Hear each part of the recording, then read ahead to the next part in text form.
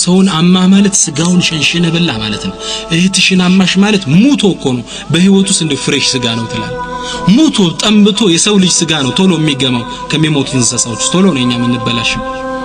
የሱን ስጋ ቆርጠ መብላት ነው አለ እንዳንረሳው ነው ጸያፍነቱ። ስለዚህ ማማት የወንድምህን ስጋ የእህትሽን ስጋ መብላት ነው።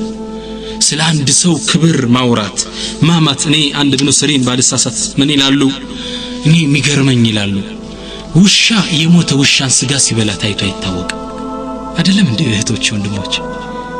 አይበላም እኮ ድመት የሞተን ድመት ስጋ በልታ አታውቅም።